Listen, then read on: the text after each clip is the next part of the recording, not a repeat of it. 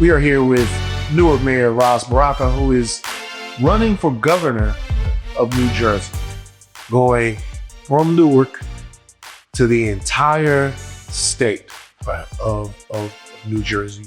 What made you want to take the next step? First of all, thanks for joining this, but I'm interested in knowing what made you want to take the next step.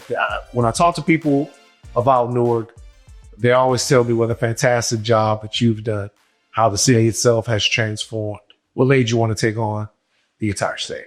I mean, one, I just think the opportunity is here. Like, I don't think this comes all the time. It's a small window that we have to jump through. I think the issues that we've been fighting in Newark are statewide. In fact, they're national issues, broad-based issues about housing, about affordability, about equity, about wealth gap. All of these things are very relevant to people up and down the state of New Jersey. And I thought it was an opportunity for us to build a broad-based coalition and get it done in the state now. And we go all the way up to the door of democracy in New Jersey. That's why we get to be called the blue state. We just don't go inside. But we just hang out on the steps, right? We don't go in the doors. And then this is an opportunity to open those doors. When you look at the challenges that you saw in Newark, just for people that aren't aware, what were those challenges and how did you address them as you're doing? Yeah. I mean, the average income of people in Newark was about $37,000. What kind of time? Yeah. Way below the affordability level in the state, in the country as well. When I became the mayor, we had a $93 million deficit. They laid off 162 cops. The homicides that year were at 112 in the city. They sold every city building that the city owned and leased it back from the state. So that's what I had to walk into, right? We reduced that. We now have the lowest violent crime rate since John F. Kennedy was the president of the United States. We had a 61% reduction in homicides, a 47% reduction in shootings in the city. We brought all our city buildings back. We just balanced the budget. We went up twice on Moody's. That's the rating that they give cities that they use to see if your financials are solid. So we went up twice in that, of course. And, we've been doing as much as we can to create opportunity and jobs. We've invested $200 million in Black and brown and women businesses in the last 4 years alone, which is more than what the entire county has done in Essex at this point. So that's because we've been very deliberate and intentional about what we're trying to do. I brought more businesses here than has been in a long time. We've changed the Newark skyline that's been changed in a century, right? So we've been doing a lot of work out of necessity, not like out of, we wanted to make a magazine, but, we have to be as creative as we can in a city that's dealing with poverty like this and all kinds of intractable problems. We have to change 23,000 lead service lines without any cost to the taxpayer. To put it in perspective, we did it in less than 3 years. Flint is still dealing with this. They started in 2014 and they haven't changed them all yet. We did ours in less than 3 years in Newark. Small city on the other side of the Hudson. We did what we had to do. I say we, because there's a lot of people in that. What allowed you to be so successful? The collaboration, relationships we built with people, public-private partnerships, community-based organizations, just rallying the troops, focusing on getting people to be focused on the things we think are important and difficult. We have a Newark Alliance and Newark Regional Business Partnership that come together. So we tell them we need to create opportunity and jobs in the city. We tell them we need 2,020 jobs by the year 2020. They created 3,000, right? So we need to invest in businesses in Newark because the procurement was at 3%. They raised it 13, 14, 15%, put additional 30, 40, $50 million into the economy. They helped us around street homelessness, financing street homelessness, financing about early community intervention teams to reduce violence. So bringing people around the table and say, this is what we have to do. And they've been incredibly helpful in helping us get it done.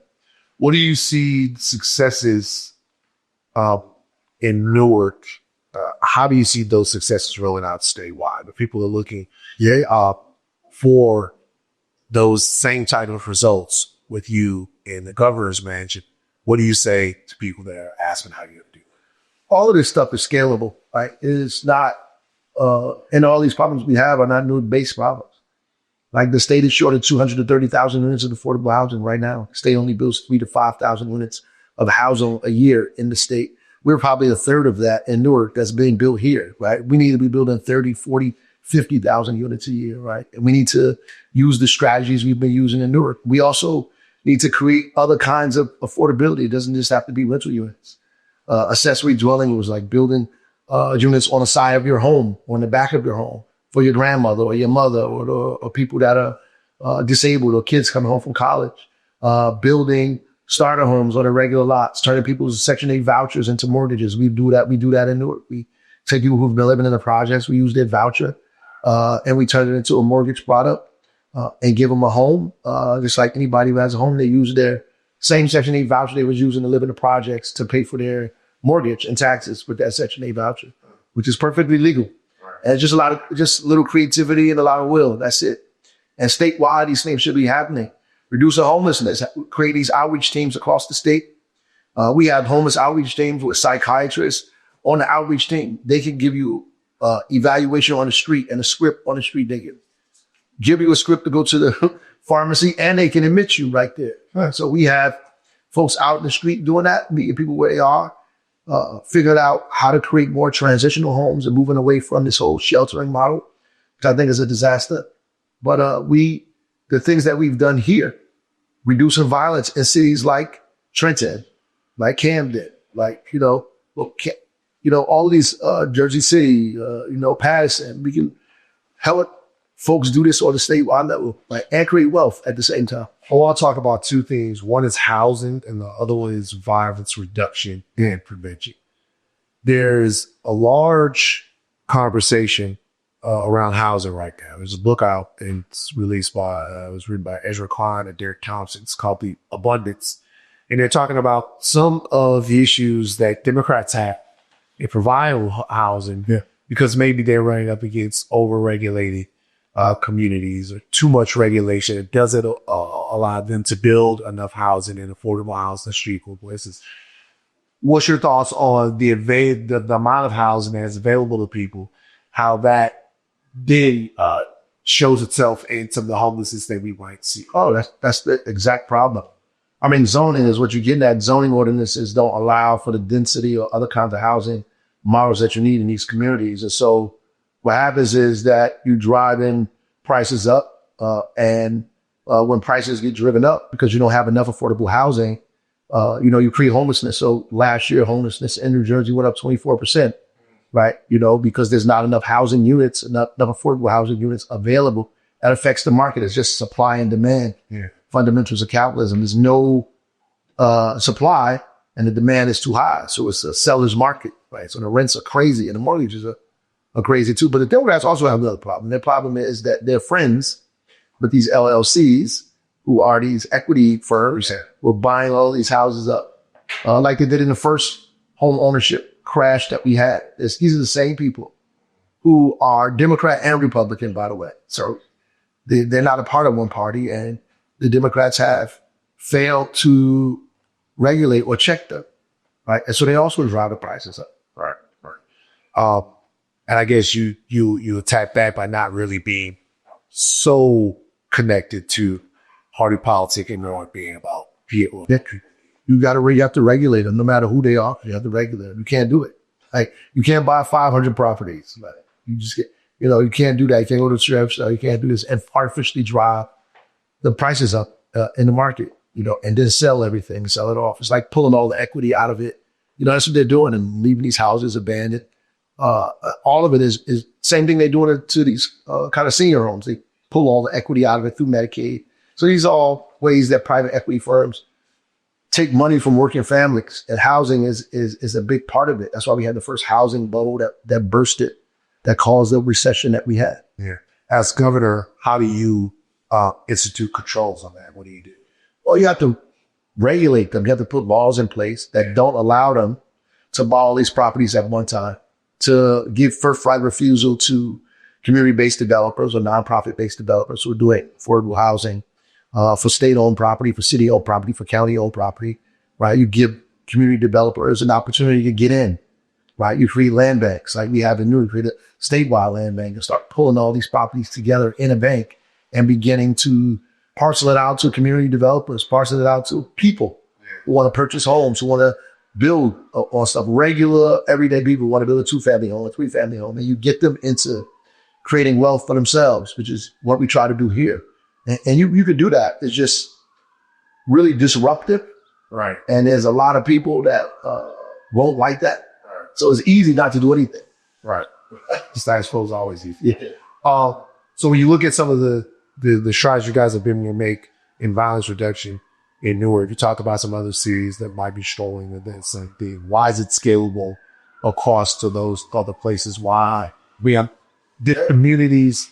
I'm sure they had some problems that are unique, but what common threads do you see that allow you to tackle? Yeah, I mean, we created Office of Violence Prevention, and the state followed behind us and did an Office of Violence Prevention. Then the federal government created an Office of Violence Prevention, right? We were one of the first cities to have an Office of Violence Prevention intact with a whole ecosystem of community violence intervention organizations. Cities from all over the country come to Newark through the league municipalities, through the National League of Cities.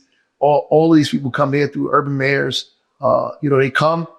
We've had people from Philly, from Baltimore, from Memphis, from East St. Louis. All these folks come here, and we share practices. Right? They go back. That's why you see violence dropping all over the country. I mean, the president takes credit for it, but obviously, what's happening is these CVI organizations, community violence intervention organizations, have been doing work all over the country, have been joining forces with each other, figuring out. They go to training. Our folks are in Alabama right now in training, right? So they're all over the place working with people, and you see all these reductions happen. And then Trump comes in and takes the money away from it, closes the Office of Violence Prevention. When reality is, we were saving people's lives. I mean, Obama came in, gave us invited us to Chicago, gave us an award out of all of these cities because we reduced violence for Black and brown boys. But, all you really need to do is treat crime as treat violence as a public health issue.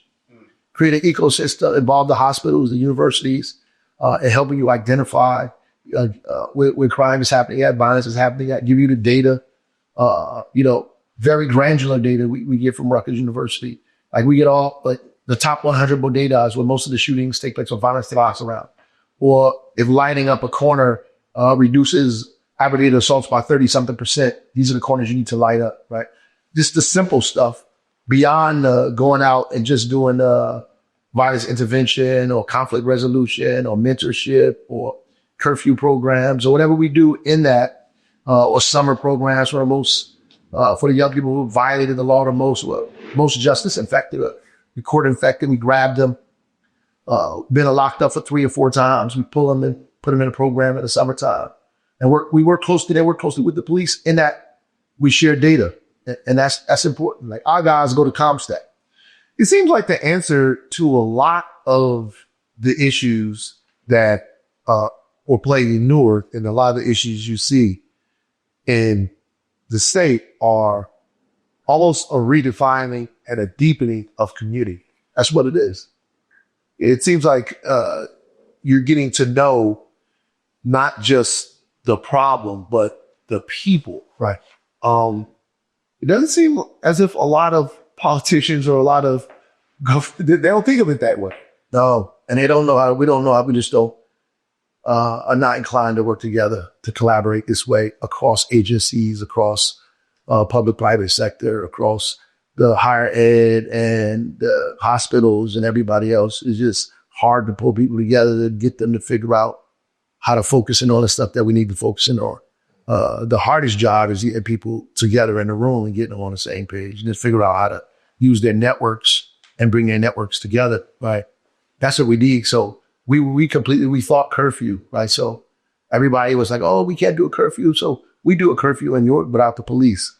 How? Our curfew is done by the Office of Violence Prevention, Trauma Recovery, with social workers, outreach workers, so on and so on. They do have a cop on hand, but they don't lead it. They obviously have to have a cop there in case they wait for somebody, issue late at night, right? But we, in the summertime, what they've basically been able to do is come into contact with hundreds of young people out in the street, give them a ride home in the middle of the night, and talk to them about the issues they had. Give them opportunities for jobs, internships, things that they need, talking about counseling, putting them in programs. This was happening to the most affected young people because kids that are outside that are 14 and 13 years old at 2:00 in the morning are not from, like I couldn't be outside at 2:00 in the morning at 13. My mother would come outside to look for me, right, with all kinds of things. So at the end of the day, I mean, some people are having some issues and they need structured environments and adults in their lives. And so these are the kids that are not going to come knock on your door or their parents and say, we need help. Right. So we run into them in the street in the middle of the night. This is the first foray they had into the first introduction they have to the processes and programs that the city offers them. So we reimagine that. We do that with the hospitals involved, we got OVP involved, the police involved, got everybody involved. So it's a whole collaboration of folks working together to make this a reality. There is and has been really for generations now, but particularly now, a contentious relationship between the Black community and the perception of policing. Right. You are the mayor. You have got to work with the police in your city. A question that's bigger maybe than Newark, a question that's maybe bigger than New Jersey. Number one, how important, a couple of questions I'm going to do. That's the Van Lathan weed. Trump has his weed. I have a weed. I think I sport question. I ask sport. Is it important for Black people to have a healthy relationship with police? Is it possible for Black people to have a healthy relationship with police? And then 3, how do you do it? Yeah, I think so. It is. I mean, look, I grew up in Newark. I was put on the sidewalk, handcuffs behind my back. I was searched. You know, I saw my father beaten by the police in New York. You know, police beat me up in 5th Precinct when I would come home from college, you know. I mean, so my relationship with the police has been difficult as a child. So being in this role obviously gives you a different perspective. And the other perspective that I had is being a Black man and American. Right. So I understand where both people are coming from. I think it's important for us to have a relationship with the police because until we can figure out poverty and violence, because when we go to community meetings, our grandmothers want police. Yeah. I can't go to a meeting and say, we're going to get rid of the police. They'll get rid of me. Right. And activists and other folks don't understand that. The first people you have to convince is your grandmothers who sit on their porch and people are shooting in front of their house and somebody gets shot. Right. They want you to call the police and they want the police to show up. What they don't want is their kid to be beaten in that process or somebody to be shot, you know, just because it's a hazard of the job or because you're Black. Right? They don't want that, but they want safety in their community. And so we have to figure out how to put the public back in public safety. That's what we say. Try to incorporate the public into what we're doing. It's just not the police job to make our community safe, right? It's all of our job to make the community safe. And there's some specific things that you have to do to make the community safe, right? You have to figure out all the social determinants that are causing violence in your community, whether it's the lack of jobs, whether it's trauma in those neighborhoods, whether it's counseling for parents. You have to put all of those resources in that community. You have to target those areas, you know, because they're violent neighborhoods and you know they violent. Yeah. Year after year after year. I mean, generations. Oh, you from that lot? Man. Yeah. You know what I'm saying? You know it. And if people live there, they looking for help. Right. You can't tell them they're going to get rid of the police because you ain't brought them no other kind of help. Right. Right. You got to bring them some other kind of help. And the police got to be involved in that somehow. So it's possible. I mean, we've been working on it. It's not perfect. I mean, we've run into issues here. But look, it's a lot better than when I was 17. Yeah. You know what I'm saying? And the relationship with the police is a lot different. They respect the CBI organizations and they respect the people that are doing it. At least the brass from the top guys. Right. And that's important because that's what goes down to their wake at 5. You know, the culture goes down to them. But I think the only way you do it is create an ecosystem of public safety. Right. You have to create community violence intervention organizations. We do trauma to trust training, the police and community people. They do roundtables where they talk to each other about the things that, you know, that they're most fearful of about police, about the community. We do all of those things, man, because it's necessary. It's hard work, but it's necessary. And you also got to change the makeup of the police department. Talk more. Yeah, the police department can't be look different than the people that they are policing. Right. It has to be a police force that's in the predominance of the neighborhood they're in. So at the Black and brown area, mostly Black and brown. I think we are predominantly black and brown in Newark, and we have about 25% women, right? So we've been very deliberate and purposeful at making sure the department looks that way. And the good thing about that is a lot of these officers are related to some of the people out in the street, so they know them, which means that they have a different relationship with these people. When they look at them, they look at them a little differently than they look at somebody who comes from Harlow, New Jersey, and shows up in Newark, and they out here like going off, right? So we have a greater level of empathy, right? And then the training has to change, not just in the police department that they're in. I mean, statewide training has to change. All these states have police training. How do you change the training? Because, and this is the interesting tension, I would say.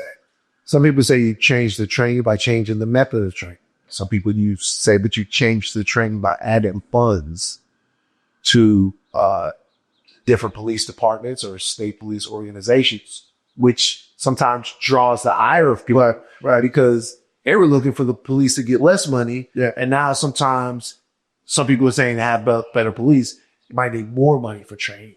What's the solution? You do. I mean, you need different kind of training. So, and New Jersey is the Police Training Commission. They oversee all training. So all these, and that's in many states. So all local police departments have their own kind of training going on, but it's governed by the PTC, by an overall board. And that board has to say specifically what training should entail. It's just like school. Like there's an overall board in terms of all the schools. So this is what you have to be teaching. And so that needs to change from the top. Then you're going to have to put more money. We spend a lot of money on training, right? Because we got to add training. We got to give them the training the state say has to have. They have to have. And then we have to add stuff of our own, right? We got to add. We got to put a Newark feel on it, right? We got to add the fact you got to meet with the community. You have to add farm their trust. You have to add all this other stuff. And you have to pay police officers and pay trainers to do that. So it does cost more money. What about, and this will be the last thing on policing, because, as governor, you're going to deal with not just policing mishaps that happen at Newark, but all over the place. There'll be a whole state of police encounters that, you'll be top down on. When there is a police encounter that has gone wrong, police or respect their bias, police hurt people, police have operate outside of the law, the Constitution. How do we institute consequences into Northern police officers, or mete out consequences, shall I say, that make people believe that their rights come first as citizens? So New Jersey is fairly good at this now. They have whenever there's a police involved shooting, the state has to take over it immediately. The municipality is out of it. So the AG's office takes it over. The problem is those people are still in the same circles. They're related to this and that and that. So that's still a problem. We could take people's licenses away in Newark. Like we could take your license. So all police in New Jersey, have to be licensed.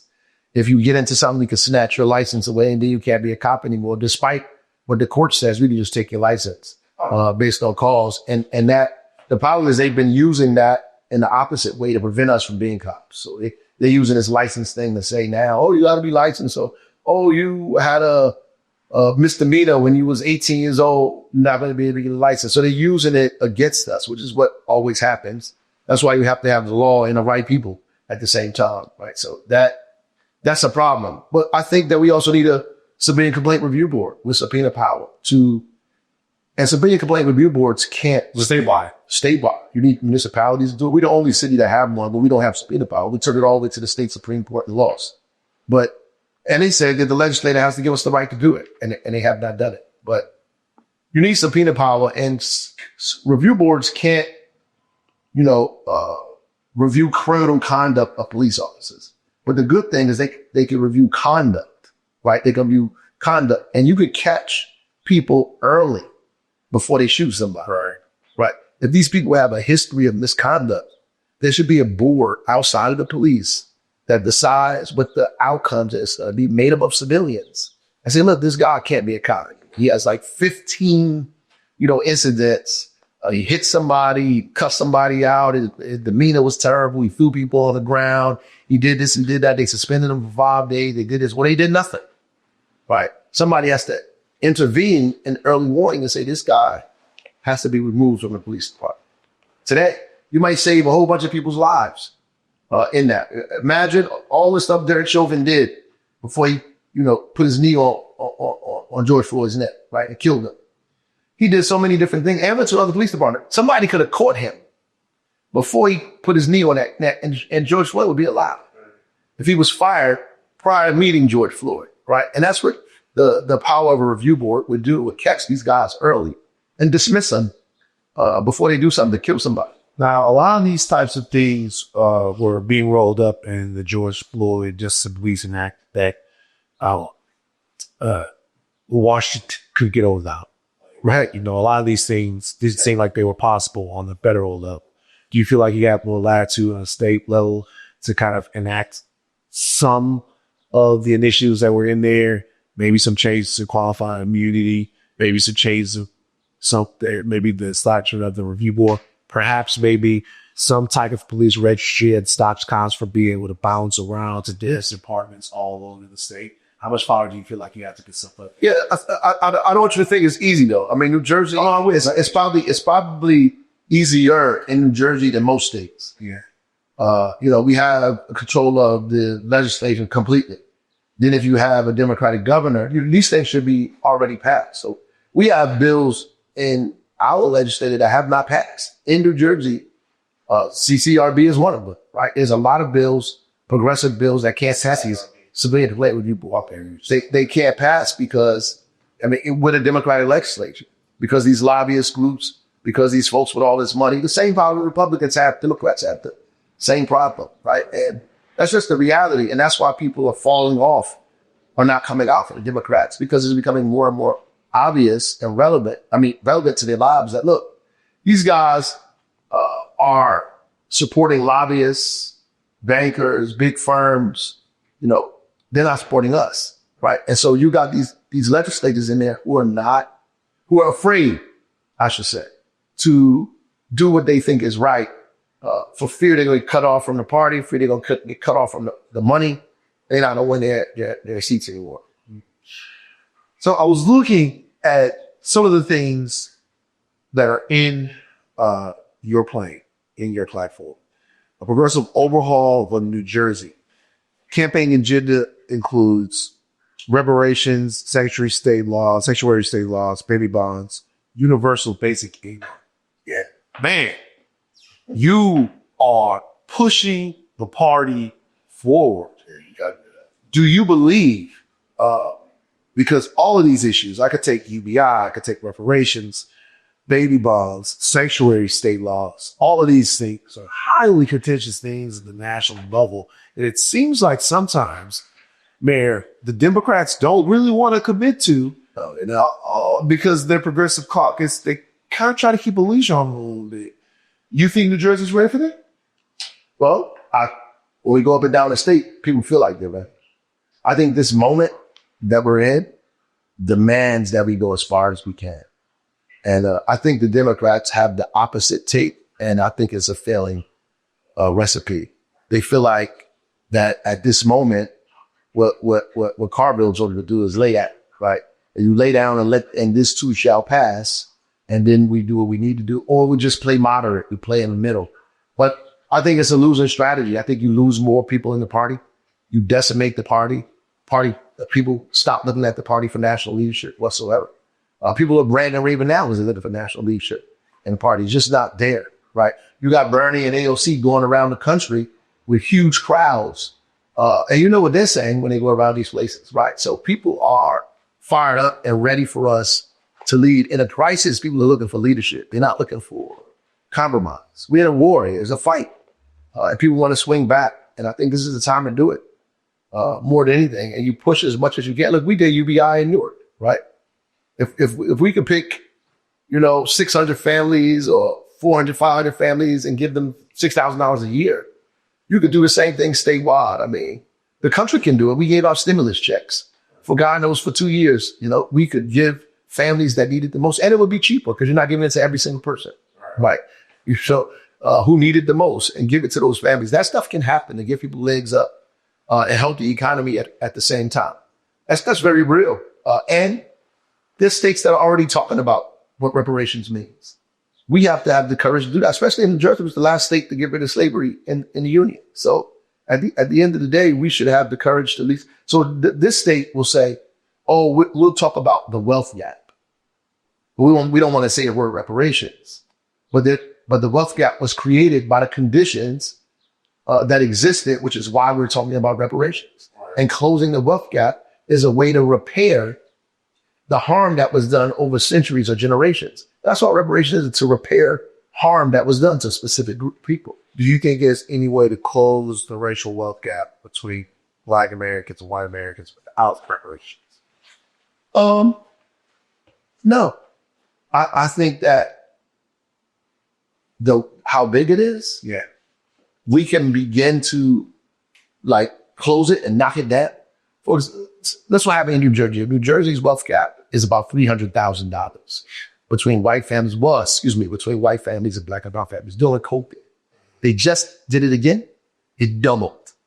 $600,000. So it's getting worse. So I want you to do something, because these numbers are always staggering to me. It's getting worse. And I do not think that people actually understand them. At one point, I was looking up the wealth gap in Boston, and it's something like the average family in Boston has $280,000 of wealth, the average white family, and the average Black family has $8 of wealth. It's insane. And I think people don't understand these. So for people that don't understand exactly what you mean with you being wealth, right? What are the numbers in New Jersey, and like, what does that mean? Right. So the average, the median wealth by white families in New Jersey is about was about $300,000. Yeah. For African American family, it was about $20-something thousand. And the same for Latino families, 17 for African American, 21 for Latinos. So I think now the number has grown to median wealth for white families is $600,000. Right.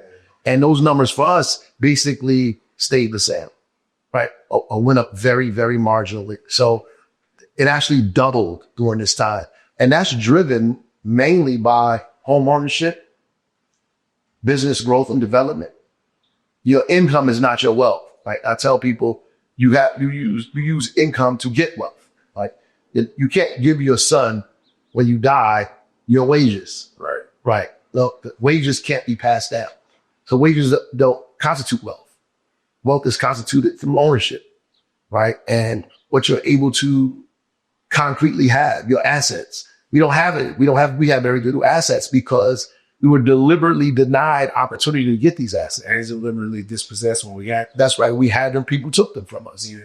And, I was in a debate and the lady says, they asked about the wealth gap. She said, well, we need to get third graders to know how to read more, right? Which is ridiculous. It's an attack. It's also racist. It's an attack saying straight up that the wealth gap exists because we don't know how to read. And they don't know the difference between what's happening here. That white families get wealth not because they're smart. They got wealth because somebody passed it down to them. Wealth has nothing to do, in some instances, with your education, right? Because you cannot have a college degree and be born in a family that has a bunch of homes, a bunch of businesses. You inherit that wealth. Well, that's actually demonstrated by the fact that white, non-college educated people, but still have more wealth in a lot of situations than Black college educated people, right? Because that wealth is transferred. Yeah. And folks don't understand that, right? And so they argue about it in a way that they're completely divorced from it. So they're tone deaf. They don't know what's going on. They don't see you. And so there's no way to really close that. It would take us hundreds of years to close a wealth gap that wide. Yeah. If we allow things to go the way they're going, you see what happens. It gets worse. And it's getting worse under Democratic leadership. Look, the procurement in New Jersey, they spend less than 1% of New Jersey's dollars. Less than 1% go to Black, brown businesses in the state of New Jersey. Huh. Less than 1%. Yeah. And in the county where we are now, Essex, it's predominantly Black and brown. Less than 1/2% of those dollars go to Black and brown businesses. What if some of your future constituents from, touching, right, like all the places there, I know a lot of people from New Jersey, so I've gotten to know the different swaths of New Jersey. Right. My man Charlamagne lives in a place in New Jersey that doesn't even seem real. Right. Like you drop around the place and they're just deer hanging out everywhere. That's right. It's beautiful. Yeah. You know, it's like, you know, it's The Harlem State. yeah, I'm looking around, you know, I'm from Louisiana. We used to hunt the deer, and these deer don't have care in the world. They're just hanging out. It's a beautiful place. Some people from those places might look at you and say, why is addressing the racial wealth gap even important? Right, because we have to have an economy that's inclusive. The problem is, Why is that important? the problem is you're complaining about prices, you're complaining about taxes, you're complaining about, but segregation is what's causing these things. An exclusive economy that does not allow more people to be in it. The surefire way to get you to reduce your taxes is allow other people to help you pay them, right? To give people an opportunity to be a part of home ownership, to give people an opportunity to have wealth, to give people to be a part of your circle. If I had a pie, if I cut it up in 2 slices, you get the big piece. If it's 15 slices, your slice gets small. And that is what the bill is. So you're paying more of the bill because can't nobody help you, right? You have to get other folks to help you. Diversity actually helps the economy, right? You widen the pool, you get the best talent because you get more people to choose from. Like, it's just like logic, right? If you narrow the talent, you get people like Pete Hegseth, right? So at the end of the day, you have to open it up so more people can be included in that. And you create an economy that's more robust. And business folks know that. They just cut off their nose and spite their face. You know, they're scared of Donald Trump. Or they have these old ideas that are detrimental to their own self-development. They'll say whatever they need to say, but Target knows that. How did they find out which spices to put in their aisles without Latinos in their C-suites? How do they know which hair care products to buy without Black women involved in their purchasing department and buyer department and all this other kind of stuff? I mean, the reality is you need to have a diverse supply chain, a diverse pool of labor, diverse ideas. People know this, and it has to come from, you know, all areas. And you know, the economy gets better this way. You complaining that you pay too much. Well, the only way you do that is integrate the economy, right? That's just the reality. Plus, New Jersey and the country is not the same place it was 8 years ago, 9 years ago. 48% of the people in New Jersey identify as mixed race and non-white. 48% of the people, about 40% in the country. So this is not the same place. So you're talking about you don't want diversity, equity, and inclusion. You cutting off almost half the entire state of New Jersey. I ran into an older white woman in one of these rallies I was at. She said, my grandkids are Dominican. What am I supposed to do about that? I said, you're right. He said, my child married a Dominican. My children their children are Dominican. They're in our family. Like, so when you ask them, they're going to identify as mixed race. They're going to say they're non-white and they're mixed. That's what they're going to say. And so what happens to a society and economy that cuts off his nose and spite his face? And the economy has to fail. It will fail. It will go backwards, right? It's just the truth of the matter. It's just, we're in a different place in America, in this state, than we were 80, 90 years ago. They'd have got that off 100 years ago. Today is just nonsensical. You brought up somebody's name, and we're going to have to talk about it. As we are having this conversation, there are people who have various different opinions on Michigan Governor Gretchen Whitmer. Right. And the fact that she both went to the White House and then stood with Trump on stage for something that she thought was very poor church state. Right. There was military base up there and she was out paid for. So very important jobs. Michigan was very important. The defense industry and stuff like that. She wanted help from the federal government, so she had to work with Donald Trump to get the help that she needed. Right. If you were the governor if you're elected governor of New Jersey, at least for the foreseeable future, the near future, you will have to work with the federal government in some way. And that means working with Donald Trump. I'm assuming that you don't have very much in common with the president. Right. The question is, how do you foster a relationship with someone who may be a political adversary that still prioritizes the people of your state. Right. Afterwards. So I think Donald Trump is more than just a political adversary. I mean, we work with political adversaries all the time. Chris Christie is my political adversary. We got the schools back while he was the governor. We got our state finances back while he was the governor. So working with these guys who are on the opposite side of the political adversary is par for the course, part of the job. This guy is trying to kill us. That's something different. You don't let a robber in your house when you know he is a burglar, right?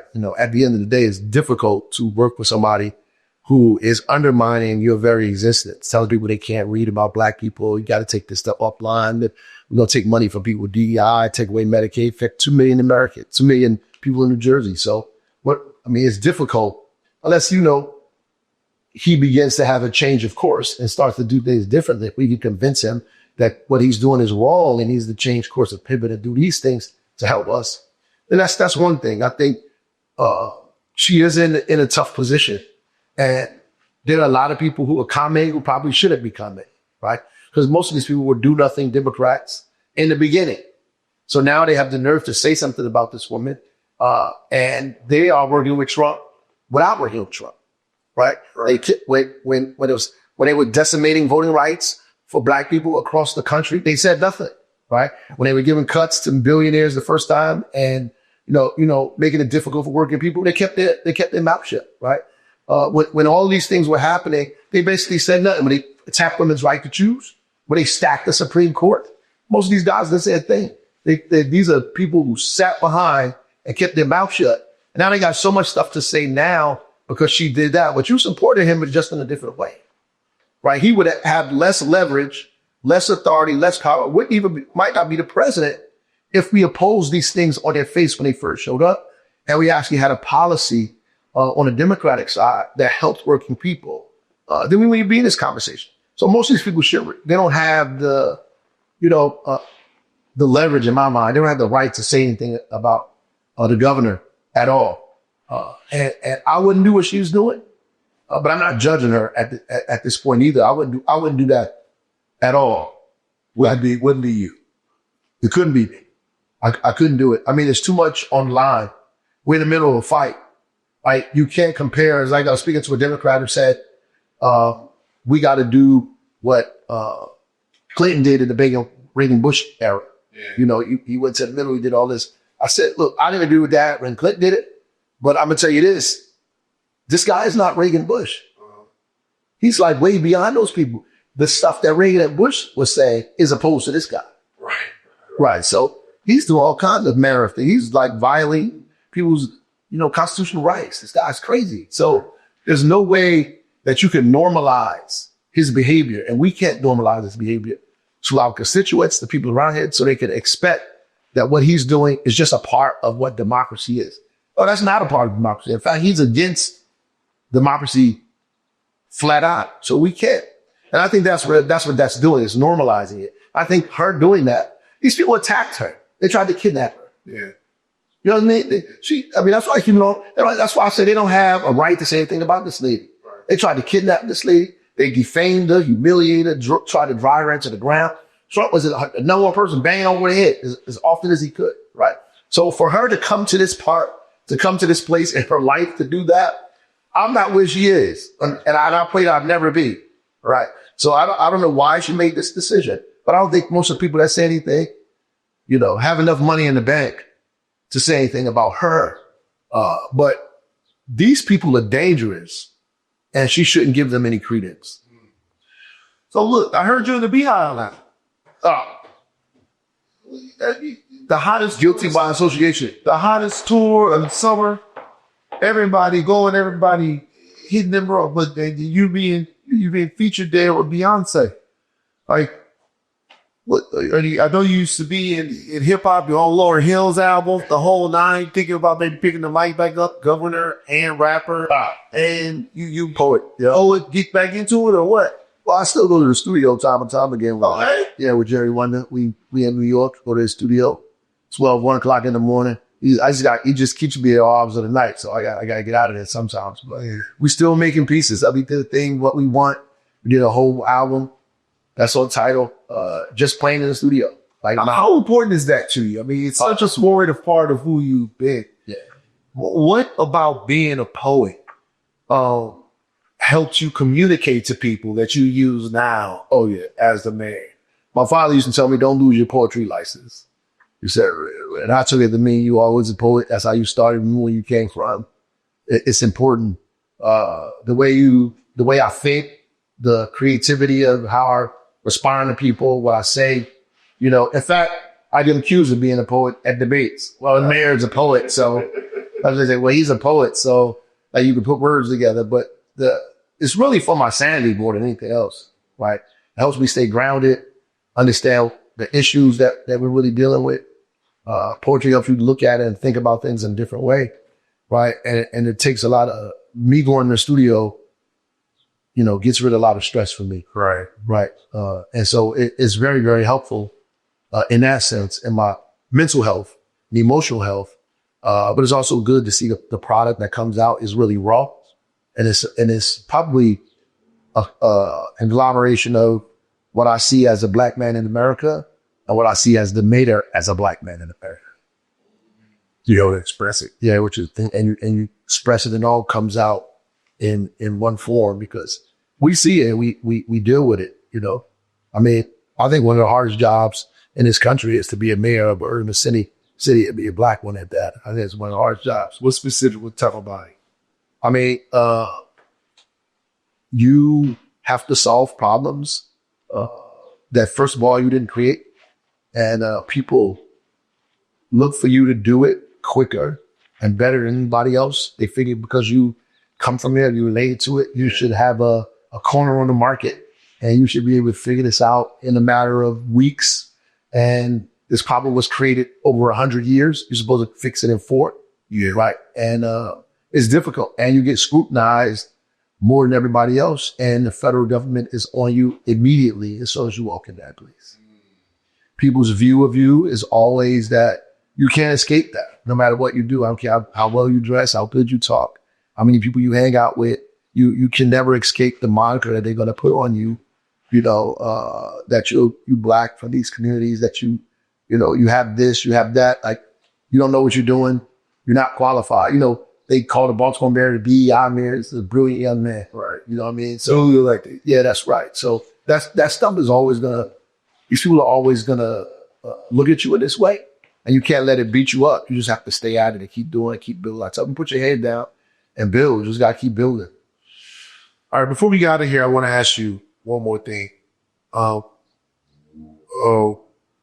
We're here, and I know that there's going to be a New Jersey Walk of Fame. The proprietor of this studio is put together. Had a great conversation with him earlier on. I got a lesson on the history of film. Yeah. Right here. That's what, in these studios. What's the name of the studios again? Ironbound. I want to make sure I say it. Right here in Ironbound Studios, I got a lesson in the history of film. I want to ask you something. I want to ask you some of your top New Jersey beats. Okay. What's the greatest hip hop song ever to come out of New Jersey? The greatest hip hop song. Greatest hip hop song ever to come out of New Jersey. I'm going to get some people angry. I would say Ready or Not. That's my favorite song. That they're out in Jersey, the Fugees, Ready and Here I Come. That's my song. That's your joint. That's my joint. So no Hip Hop Parade, no Pump It Up, no OPP. No OPP. No OPP. OPP was live in the summer when it came out. The shout out to Gretchen and Vinny and the crew up there in East Orange. But, Right. Ready or Not. Yeah. What's the greatest movie ever come out of New Jersey? Wow. I would say, now, people might not know this, but Uptown Saturday Night. Richard Wesley, Uptown Saturday Night, born and raised in Newark, wrote the book, right? That's Jersey, Uptown Saturday Night. Now, if y'all have never seen Uptown Saturday Night, first of all, that will piss me off. But watch it. It's people in the movie that you might not like now.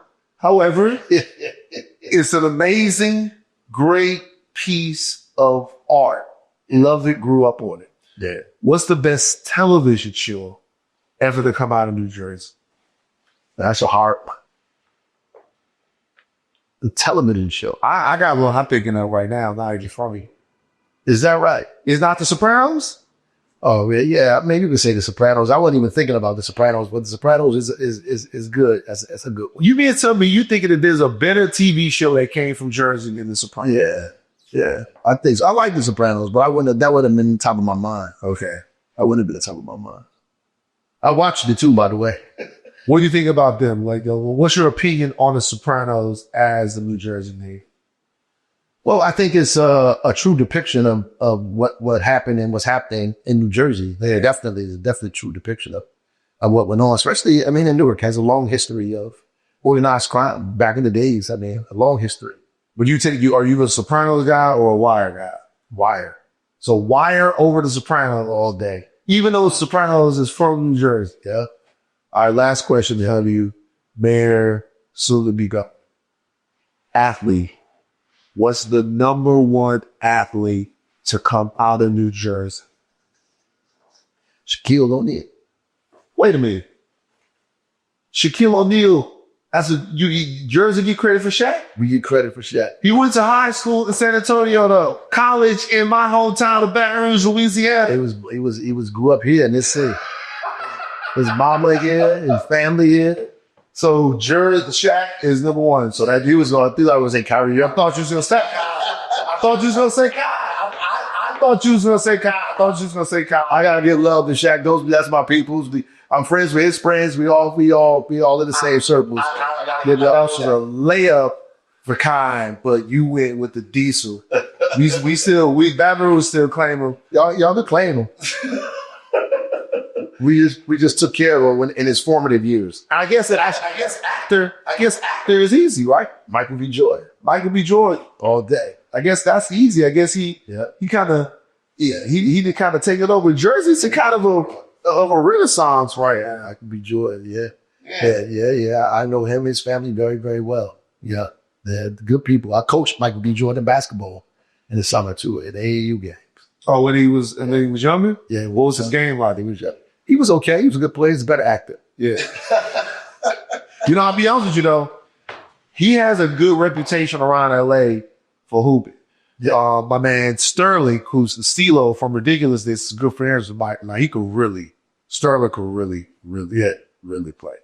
He's small and he's short, but he could really play.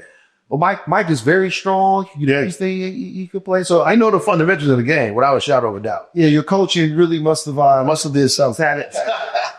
Well, I'm going to wish you all the luck in the world. I personally believe that the Democrats don't know the talent pool that they have. Right. If it was up to me, you would start in the government's management. You keep going. But I'm sure he would talk about that. Any thoughts, man? I would never do anything else besides be the governor. I would love to support somebody to be the president and be on their team to help them become president of the United States. Whether it's Cory Booker or Wes Moore, those are the only two people that I have in my mind right now that should probably be the president of the United States. The senator from this state and the governor from the state of Maryland. Those are the only two people that I think that I would support right now in this moment to be the president of the United States. When is New Jersey voting? When is all of this happening? When does the rubber meet the road for you in terms of the election? The primary is June 10th. That's when Democrats and Republicans come out and vote for their champion. And then we battle it out until November. And then November is the general election here in New Jersey. Well, Mayor Baraka, I wish you all luck. I appreciate you, brothers. Appreciate you, man. Your stuff. Thanks. Yep.